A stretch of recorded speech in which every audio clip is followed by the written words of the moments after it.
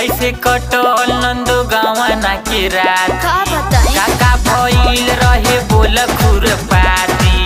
काका भइल रहे बोल खुरपाती कैसे कटल नंदो गवाना के राती काका भइल रहे बोल खुरपाती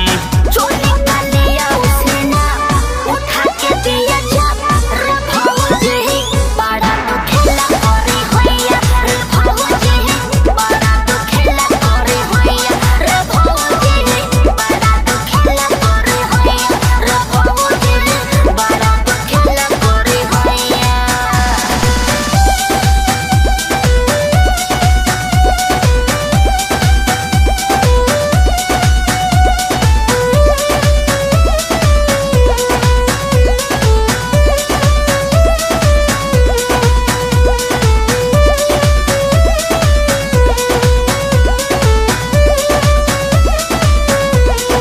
ए भौजी ए भौजी ए भौजी ए भौजी ए भौजी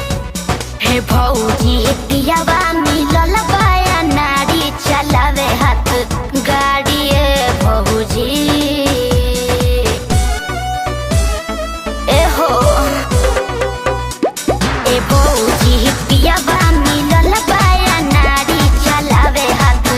गाड़ी ए भौजी ए हो भौजी पियावा मिलल बाया नारी चलावे हाथ गाड़ी ए भौजी। आज के तालाब काले हो जाई पोखरी कुटेला धान देखी खाली बा उखरी आज के तालाब काले हो जाई पोखरी कुटेला धान देखी खाली बा उखरी जाड़ा में उठे जैसे भाप उठा के दिया चाप रे भौजी बड़ा तो खेला करे होया रे भौजी बड़ा तो खेला करे होया रे भौजी बड़ा तो खेला करे होया रे भौजी बड़ा तो खेला करे होया।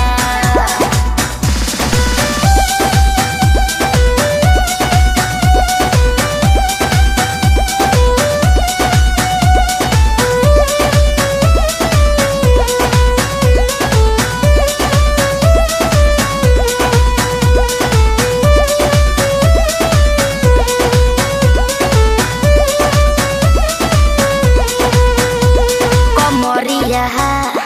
कमरिया कमरिया दाबे भौजी उठेला है अंग अंग लहरिया कमरिया दाबे भौजी ए भौजी